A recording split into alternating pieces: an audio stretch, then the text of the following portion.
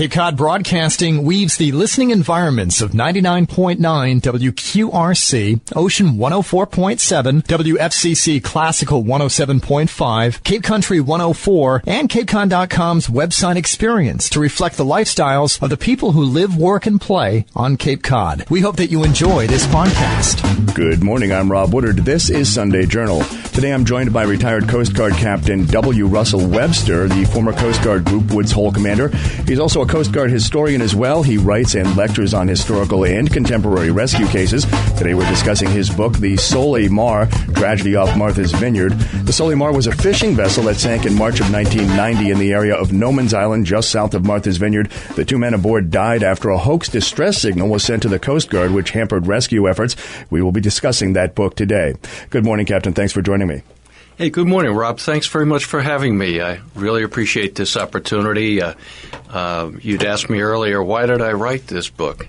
Probably the best and simplest answer is once I got to know these two amazing fishermen who perished, I absolutely had to make sure other people knew about the wonderful father-son team of Hokie and Billy Hokanson, age 44 and 19, who perished as a result of a vindictive hoax caller on the night of March 25th, 1990. Can you tell me a little bit give me the backstory about the vessel itself and the two men aboard and kind of go through what happened?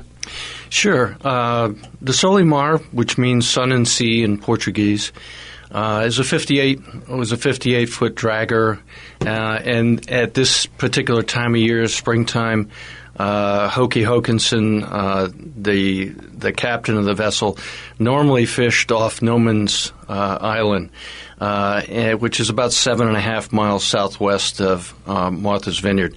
They left Boston on March 22nd, 1990, and proceeded down to the Cape and began fishing.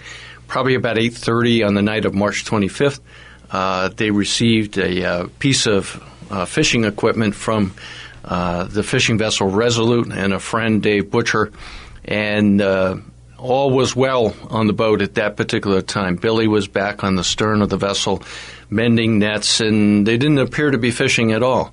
But about 45 minutes later, about 9:18 p.m. on March 25th, Billy got off a 4-second, heavily garbled distress call that was heard by 3 Coast Guard stations and a land maritime station on Cuttyhunk.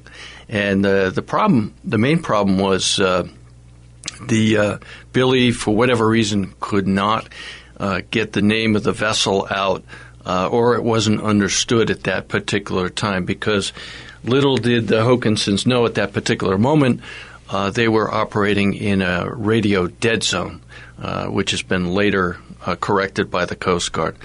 So what happened at that particular point is the 3 Coast Guard stations heard Billy's call, or part of it. One station on Nantucket actually got a line of bearing in the direction towards the distress call. And about 1 minute and 20 seconds later, something happened that I think sealed the Hokansons' fate. Someone came on that same distress channel, Channel 16, and said, "SOS, Coast Guard, I'm in trouble," and then started laughing. Mm-hmm. And unfortunately, the senior watchstander for the Coast Guard linked that call to the earlier distress call, and no rescue units were launched for several days until the boat was reported overdue.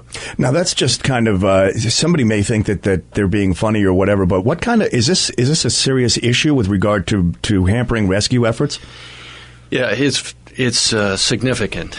The Coast Guard didn't actually keep statistics on the numbers of hoax calls it was experiencing until after the Soleil Mar, and the unfortunateness of the notoriety of the case caused many more hoax calls to occur because Hokie and Billy had perished. It was in the news. Congressman Studs and Towson wanted the case, the tragedy of the case, put in the news because they wanted to sponsor legislation that would make severe penalties for someone who was hoaxing the Coast Guard. So the pain of the hoax calls is the Coast Guard lives hand to mouth in terms of its resources, and every capability is necessary for what is sometimes life and death circumstances. And these calls distract responders. And it also may, in some cases, send resources to places where they don't belong or are unnecessary, and it may hazard rescuers in difficult circumstances.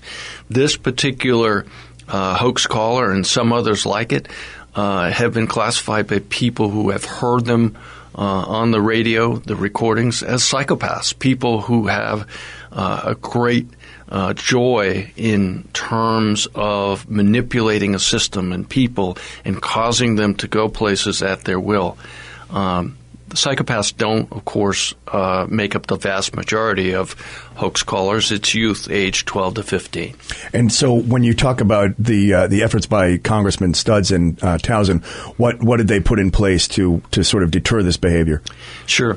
Studs and Townsend visited the Group Woods Hole rescue station in July of 1990, a very, very few months after the tragedy.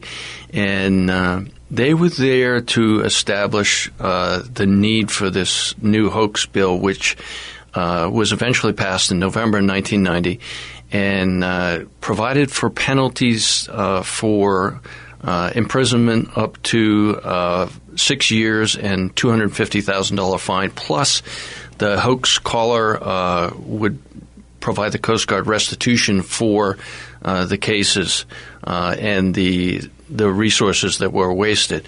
Studs and Townsend also found some incredible dysfunction when they went to the Woods Hole location. They found a single radio operator who was clearly overwhelmed by trying to listen to 12 different radio frequencies, and the status of the Coast Guard's technology in 1990 was abysmal. The radio operator had to be looking at a particular radio to know which transmitter they were receiving, and the state of technology for direction finding at the time was such that if it wasn't just looking at the magnetic needle, which would deflect in the direction from which the signal was coming from, and another signal came in on that same frequency, the bearing towards the caller was lost. And the other state of technology that was discovered by Studs and Townsend was the fact that the Coast Guard's recording and retrieval of those recording capabilities at the time was awful as well. As proof positive to that, in March 1990, once the Coast Guard determined that they had made a mistake on the night of March 25th, 1990, when the boat sank, it took them almost 3 hours to recover the tape, even knowing the time and frequency on which Billy Hokanson had originally issued his distress call. So now this is obviously going back quite a ways, 1990. Current day technology is obviously vastly improved, but you're still seeing the same problem. I would think that in these days, with the advent of technology and everybody's got a cell phone or something, somebody makes a hoax call and you can almost instantly pinpoint them. Is that the case? Well, I think it's fair to say that there have been tremendous improvements in the Coast Guard's technology. There is no doubt in my mind that there's far less chance today than there was in 1990 that a circumstance like this would ever occur again. A good example of that is the Coast Guard now has the ability to rapidly mark and retrieve a tape to go back and listen to it.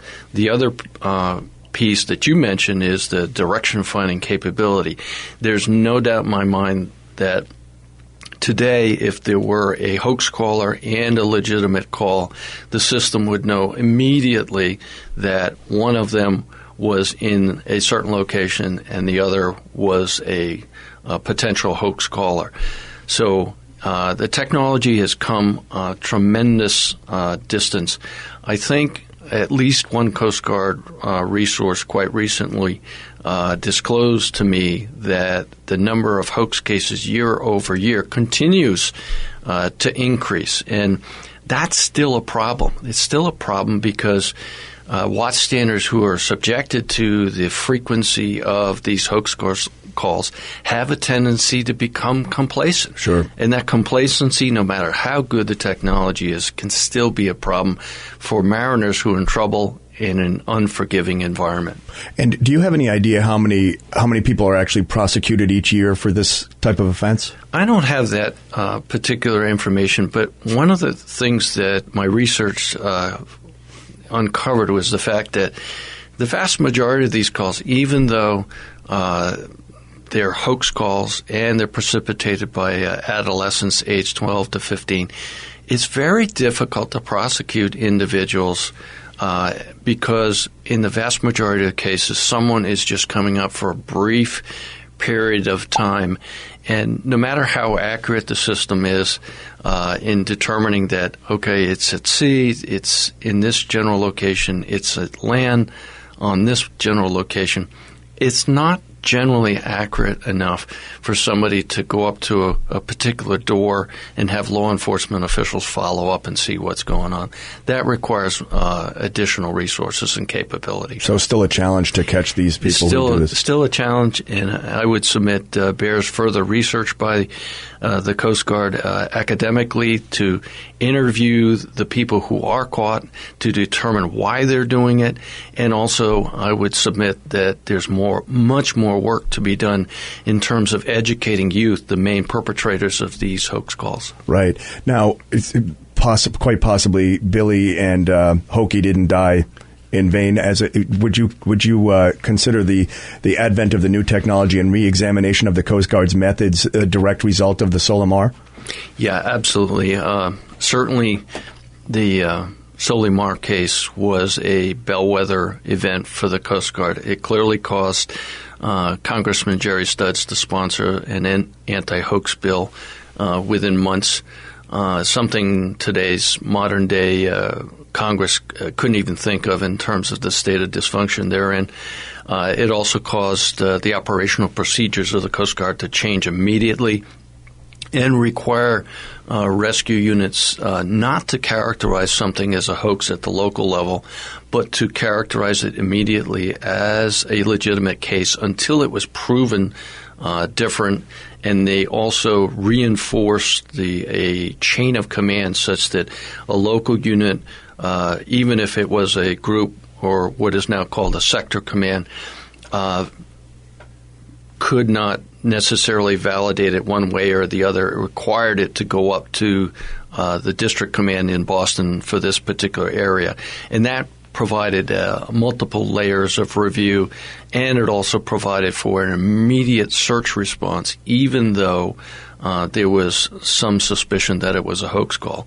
And that also goes to the fact that now they've modified the procedures, and they've now begun to search in some cases for cases that are hoax calls. So I think what they've done is they've hedged the bets, and they've favored their primary customer, the fisherman, the mariner, in this circumstance and with the new procedure. I'm Rob Woodard. This is Sunday Journal. Today I'm joined by retired Coast Guard Captain W. Russell Webster. He's the former Coast Guard Group Woods Hole commander. He's also a Coast Guard historian. We are discussing his book, The Solimar, Tragedy Off Martha's Vineyard. So tell me about that. Once the Coast Guard responds, at what point do they determine that it's a hoax? Or obviously if there's somebody in distress and they find them, that's one thing. But at what point do they say, well, this must have been a hoax? Well, that's a difficult question, and it's been a number of years since I've been in. I had the good fortune to be assisted by Captain Condor Towitz, who's the current sector commander in my old job down at Woods Hole. And I think he'd be a better one to answer that particular I'll question. get him in here one day, maybe then. So I know that the Solimar was found. And was the cause of the issue ever determined? That's interesting. The Solimar was found about a month after the sinking. An all-volunteer crew on the research vessel Marlin found the boat on the morning of April 24th, 1990. Their side scan sonar was broken, and they had to stop the evening before in the same area where that other fishing vessel had passed them a piece of equipment.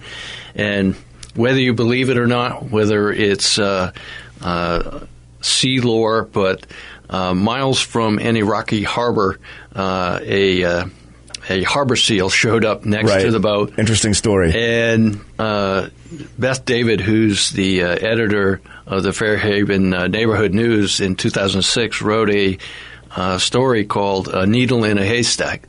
And at that particular point, they launched their side scan sonar, and remarkably, with one pass, found the Solimar in 138 feet of water. Right. The seal story is really... Now, the seals are supposed to be the guardians of the mariner. Is that how the legend goes? The legend goes... Well, there are several legends, but Beth wrote about how the seals sometimes took on the form of those souls who were lost at sea. Right. And if you get to know the Hokanson family like I do, there's a great spiritual presence in the Hokanson family to this day. Good. Captain, we just have a couple of minutes left. What do you want our listeners to take away from the Solimar tragedy, and what do you want to get out there? I think there's really three messages. First, I hope that the hoax caller from 25 years ago who precipitated his call from the local area around Woods Hole reads this book and gets to know Billy and Hokie Hokanson, the remarkable people that I came to know and write about, and finds the ultimate courage to admit his wrongdoing. That's the first thing. The second thing is Beth, my wife, and I wrote this book to memorialize the circumstance of this awful case and to make sure that Coast Guard people who have the ultimate responsibility for mariners take it seriously and don't ever forget this particular tragedy. And the third and final thing is I'm hopeful that the Coast Guard looks at this book, the research that went into it, and takes another round turn, so to speak, on those things that are still broken, and takes a hard look at the reasons that hoaxsters perpetrate their awful deeds, and also applies some type of educational fix to the 12 to 15-year-old group who are known to be the people that perpetrate this many hoaxes. Right. Well, thank you so much for joining me today, Captain. I was joined today by retired Coast Guard Captain W. Russell Webster. He is the former Coast Guard Group Woods Hole commander, and he's written a book, The Solimar Tragedy off Martha's Vineyard, sinking possibly because of a hoax caller. We've been discussing hoax callers in this case. I'm Rob Woodard. This is Sunday Journal. This podcast is a presentation of Cape Cod Broadcasting, which is solely responsible for its content. Thank you for listening. For more information, please visit us at capecodbroadcasting.com.